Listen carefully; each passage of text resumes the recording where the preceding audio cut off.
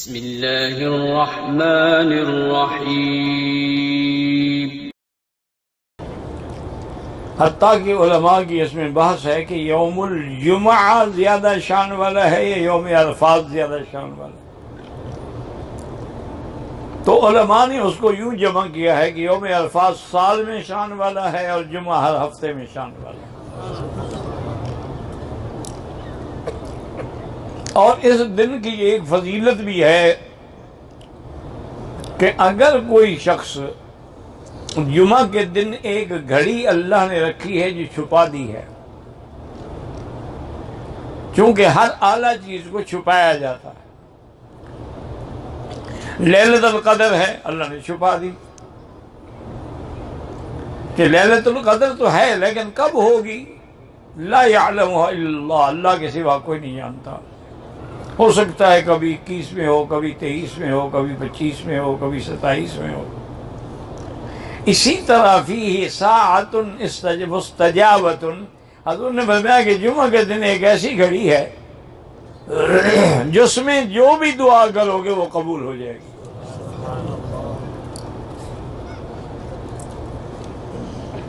اب اس میں اختلاف ہے کہ بھی وہ گھڑی کب ہے۔ بعض علماء نے یہ لکھا ہے کہ امام جب منبر پہ خطبے کے لیے بیٹھتا ہے، ابھی اذان ہوتی ہے، خطبہ شروع نہیں ہوتا، اسی اثناء میں وہ گھڑی ہے۔ اور بعض علماء نے لکھا ہے کہ امام جب خطبہ ایک دینے کے بعد بیٹھتا ہے اور دوسرے خطبے کے اٹھنے کے لیے درمیان میں جو وقفہ ہے اس میں وہ گھڑی مستجاب ہے۔ اور اللہ سے جو بھی مانگو گے وہ ملے گا، لیکن شرط یہ ہے کہ وہ دعا شریعت کے خلاف نہ ہو، قطیعت رحم نہ ہو کہ رشتہ داری کو توڑنے کے لیے ہو یا کسی کی بربادی کے لیے ہو یا کسی کی ہلاکت کے لیے نہیں۔ ایک تو نعمت اس میں یہ ہے، اور بعض علماء کہتے ہیں کہ اصل میں اس گھڑی کا وقت جو ہے وہ عصر سے لے کر مغرب تک ہے، اس میں وہ گھڑی ہے۔ تو اس کا بہتر حال یہ ہے کہ جو میرے بزرگ عمرے پہ یا حج پہ تشریف لائے ہیں، آپ کو تو یہاں کوئی کام نہیں ہے۔ اگر آپ لوگ مسجد میں، مسجد الحرام میں یا جس مسجد میں آپ نے جمعہ پڑھا ہے، یا جمعہ پڑھ کے کھانا وانا کھا کے عصر کے لیے آئے ہیں، اب عصر سے بیٹھ جائیں اور مغرب تک ذکر کرتے ہیں،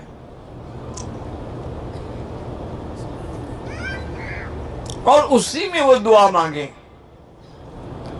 اور پہلے سے یہ نیت کر لیں کہ اس دعا کے لیے میں بیٹھ رہا ہوں،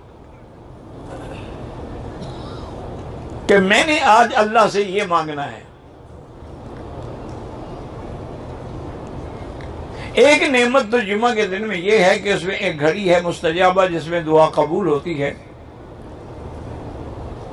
ویسے بزرگوں ایک بات یاد رکھو کہ دعا جو بھی ہم کرتے ہیں وہ ساری قبول ہوتی ہیں، کوئی بھی رد نہیں ہوتی، لیکن قبول ہونے کا معنی یہ ہے کبھی تو ہم جو مانگتے ہیں وہ مل جاتا ہے، کبھی ہم دعا مانگتے ہیں وہ تو نہیں ملا لیکن اس کی وجہ سے اللہ ہمارے اس ذمے کوئی مصیبت آنے والی تھی اس کو ٹال دیتے ہیں۔ اور تیسری صورت اس کی یہ ہے کہ اللہ فرماتے ہیں کہ میرے بندے کے نامہ اعمال میں رکھ دو، اس دعا کا بدلہ میں اس کو قیامت میں دوں گا، یعنی ملے گا ضرور۔ اور یہ بھی صحیح حدیث میں ہے کہ جب بندے کو دعاؤں کا بدلہ قیامت میں ملے گا تو کہے گا اللہ اچھا ہوتا کہ میری کوئی دعا بھی منظور نہ ہوتی، آج سارے بدلے مل جاتے۔ تو دعا میں یقین کامل ہو۔ اگر دعا میں آپ خود ہی متذبذب ہیں، پتہ نہیں مدت ہو گئی ہے جی مانگتے ہوئے ابھی تک تو نہیں ملی، خدا جانے کیا وجہ ہے، یا کہتے ہیں بعض جاہل تو کہہ دیتے ہیں اللہ بھی ہماری سنتا ہی نہیں، یہ تو کفر ہے۔ اللہ تو سب کی سنتے ہیں، وہ تو کافروں کی بھی سنتے ہیں، وہ تو جانوروں کی بھی سنتے ہیں. ان کو رزق کون دیتا ہے؟ سیدنا سلیمان علیہ السلام بارش نہیں تھی، آپ بھی دعا کر لیں کہ اللہ مکے میں بارش عطا فرما. دل سے دعا کر لیں. میری بہنیں، میری بیٹیاں، میری مائیں یاد رکھیں کہ اگر توجہ کامل نہ ہو تو چائے کی پیالی بھی نہیں بن سکتی، ایک روٹی بھی توے پہ نہیں پک سکتی. یہ ہاتھ جل جائے گا، یہ روٹی جل جائے گی. تو اللہ کی طرف توجہ نہ ہو کہتی ہے دعا منظور نہیں ہوتی.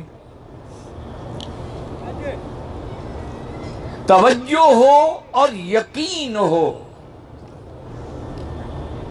کہ تیرے سوا ہمیں دینے والا کوئی نہیں. یا اللہ میرے سوا تیرے تو بندے اربوں کروڑوں ہیں، لیکن میرا تو ہی صرف رب ہے.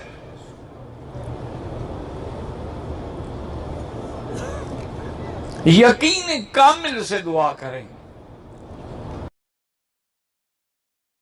کیا کوئی ایسا درود شریف ثابت ہے جمعے کے دن عصر کی نماز کے بعد 100 بار پڑھنے سے 80 سال کے گناہ معاف ہوتے ہیں؟ وہ ضعیف روایت ہے طبرانی کے اندر، وہ تبلیغی جماعت والے آپ کو بتاتے ہیں، بریلوی بھی بتاتے ہیں، دیوبندی بھی. وہ روایت کمزور ہے. باقی یہ ٹھیک ہے. ابو داؤد میں حدیث ہے، نبی علیہ السلام نے فرمایا کہ جمعے کا دن تمام دنوں کا سردار ہے. اس دن آدم علیہ السلام پیدا ہوئے، اسی دن فوت ہوئے، اسی دن قیامت قائم ہوگی. یہ یوم مشہود ہے. تم جمعے کے دن مجھ پہ کثرت سے درود پڑھو، بے شک تمہارا درود مجھ پہ پیش کیا جائے گا. صحابہ نے کہا کہ جب آپ فوت ہو جائیں گے اور آپ کی ہڈیاں مٹی میں مل جائیں گی، تو یہ یعنی صحابہ کرام کہتے ہیں گستاخی نہ سمجھ لینا. اس زمانے ایک گستاخیاں نہیں سن ہوندیاں، سوال پوچھا جاتا سی، تو آپ پہ درود اس وقت بھی پیش ہوگا. آپ نے فرمایا ان اللہ حرم علی الارض ان تأکل اجساد الانبیاء، بے شک اللہ تعالیٰ نے حرام کر دیا ہے مٹی کے لیے کہ وہ نبیوں کے جسموں کو کھائے. اس سے عقیدہ پتہ چل گیا نا کہ انبیاء کے جسم اپنی قبروں میں سلامت ہے. اور دوسرا حضور نے فرمایا جمعے کے دن مجھ پر کثرت سے درود پڑھو، اللہم صلی علی محمد وعلی آل محمد. مجموع الزوائد کے اندر ایک روایت ہے، جو شخص صبح و شام 10 دفعہ درود شریف پڑھتا ہے اس پہ میری شفاعت قیامت والے دن حلال ہو جائے گی انشاءاللہ. اور ایک اور روایت ہے مجموع الزوائد کے اندر، نبی علیہ السلام نے فرمایا جو شخص 100 دفعہ درود شریف پڑھے اللہ تعالیٰ اس کی 2 آنکھوں کے درمیان لکھ دیتا ہے کہ یہ بندہ منافقت اور دوزخ کی آگ سے بری ہے، اور قیامت والے دن اسے شہیدوں میں اٹھائے گا. 100 دفعہ اللہم صلی علی محمد وعلی آل محمد پڑھنا کوئی مشکل کام نہیں ہے، مشکل کام ہے. اور یہ سب سے مختصر درود ہے.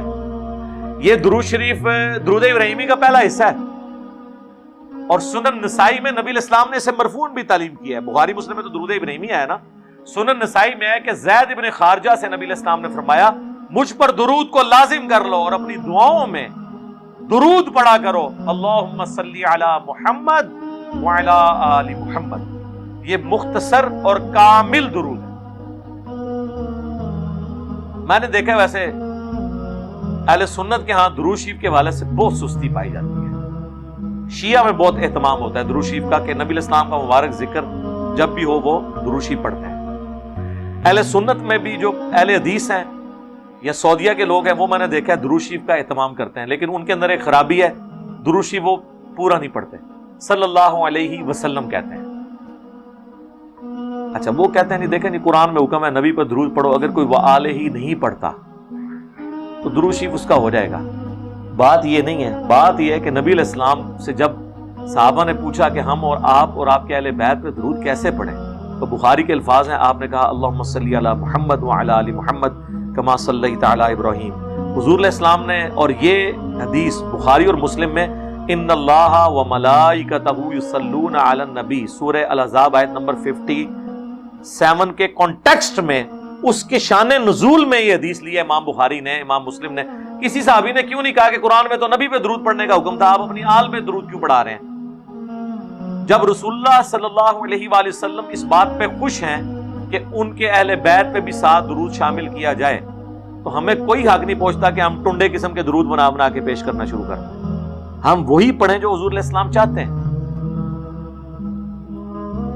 ہاں یہ ٹھیک ہے کہ ایک مجلس میں آپ نے ایک دفعہ درود پڑھ لیا کافی ہے. ہر دفعہ آپ صلی اللہ علیہ وآلہ وسلم کے نام کے ساتھ درود پڑھنا ضروری نہیں ہے. ایک مجلس میں ایک دفعہ کافی ہے. کیونکہ جامع ترمذی میں حدیث ہے وہ شخص کنجوس ہے جس کے سامنے میرا ذکر ہو اور مجھ پر درود نہ پڑھے. اللہم صلی علی محمد وعلی آل محمد. اور جامعہ ترمذی میں ایک حدیث ہے جو المستدرک للحاکم میں تفصیل کے ساتھ ہے. نبی علیہ السلام وہ 3 سیڑھیاں چڑھے. پہلی سیڑھی پہ جب چڑھے تو فرمایا برباد ہو جائے وہ شخص جس کے سامنے میرا ذکر ہو اور مجھ پر درود نہ پڑھے. حضرت جبرائیل نے کہا اور حضور نے کہا آمین. تو اس لیے درود شریف کا اہتمام کرنا چاہیے. اللہم صلی علی محمد وعلی آل محمد. یہ اپنے کلچر میں درود کو داخل کریں. یار دنیا میں کوئی ایسی عبادت ہے نفلی عبادات میں جس طرح کی درود شریف ہے؟ صحیح مسلم میں حدیث ہے جو ایک دفعہ درود شریف پڑھتا ہے اللہ اس پہ 10 رحمتیں نازل فرماتا ہے. اور سنن نسائی میں ہے کہ اس کے 10 گناہ بھی معاف کر دیتا ہے, اس کے 10 درجات بلند کر دیتا ہے اور اس پہ 10 دفعہ درود بھیجتا ہے. اللہ جس پہ درود بھیجے, اللہ جس پہ رحمتیں بھیجے. درود شریف اللہ کی عبادت ہے, یہ نبی علیہ السلام کی عبادت نہیں ہے. کیونکہ ہم اللہ سے کہتے ہیں اللہم صلی علی محمد, اے اللہ آپ رحمت بھیجیے. تو یہ ہم حضور کے حق میں کیا کر رہے ہیں؟ دعا. اور دعا قرآن میں کیا ہے؟ ادعونی استجب لکم, مجھ سے مانگو میں تمہیں دوں گا.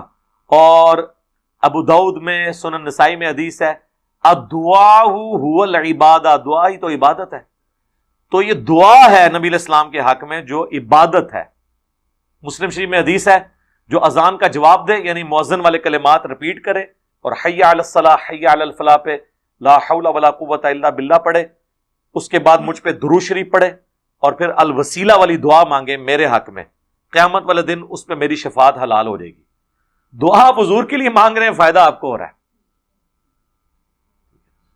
حضور ہمارے درود کے محتاج نہیں ہے, لیکن حضور صلی اللہ علیہ وآلہ وسلم کے جو ہم پر احسانات ہیں نا وہ متقاضی ہیں کہ ہم آپ علیہ السلام کی تعلیمات پر عمل کریں, آپ کے دین کے لیے اپنا تن من دھن لگائیں, آپ پہ جو قرآن نازل ہوا اس کی ترویج کریں, آپ علیہ السلام کی عزت اور عصمت کے لیے اپنی جان دینے سے بھی دریغ نہ کریں اور آپ پر درود شریف پڑھیں. یہ رسول اللہ کا حق ہے امت کے اوپر کہ ان کے حق میں. یار دیکھیں آپ کسی شخص سے بہت خوش ہوں, آپ اسے اس کائنات کا سب سے بہترین تحفہ کیا دے سکتے ہیں جس سے آپ خوش ہوں؟ کہ آپ اسے دعا دیں. کوئی دنیا میں مجھے بتائے کسی شخص کو دعا دینے سے بڑی کوئی انعام کو کسی کو دے سکتا ہے؟ زمین و آسمان کے سونا چاندی بھی کسی کو دے دیا جائے, اس سے بڑھ کر ہے کسی کو آپ دعا دے دیں. یہی ہے نا, اس سے بڑا تو آپ کوئی گفٹ کسی کو نہیں دے سکتے. تو اللہ کے نبی کو آپ سب سے بڑا اگر کوئی گفٹ دے سکتے ہیں آج کی ڈیٹ میں ان کے دین پر چلنے اور ان کے دین کی ترویج کے بعد, کیونکہ اس کا حکم سورۃ الاعراف میں آیا کہ مومن وہ ہیں جو حضور علیہ السلام پر کی نازل کی گئی کتاب پر ایمان لاتے ہیں اور نبی علیہ السلام کے مددگار ہیں ان کے دین کے معاملے میں اور ان کی عزت کرتے ہیں. اور اس کے بعد دروشی پڑھنے والے لوگ, کیونکہ حضور کے لیے دعا کر رہے ہیں. دعاؤں کی تو ہر بندے کو ضرورت ہے, نبی علیہ السلام کو بھی دعا کی ضرورت ہے, اگرچہ وہ ہماری دعا کے محتاج نہیں, لیکن ہماری ہر دعا کی برکت سے ان کے درجات بلند ہوتے ہیں. ویسے تو فرشتے اور اللہ خود درود پڑھ رہا ہے, باقی تو آپ کی شان کو کون پہنچ سکتا ہے. جمعہ کی عصر کے بعد کا خاص دن درود شریف. کیا یہ حدیث صحیح ہے کہ جمعے کے دن عصر کے بعد یہ درود شریف پڑھنے والے کے 80 سال کے گناہ معاف ہو جاتے ہیں؟ اللہم صلی علی محمد النبی الامی وعلی آلہ وسلم تسلیما. بنت عبداللہ سری لنکا.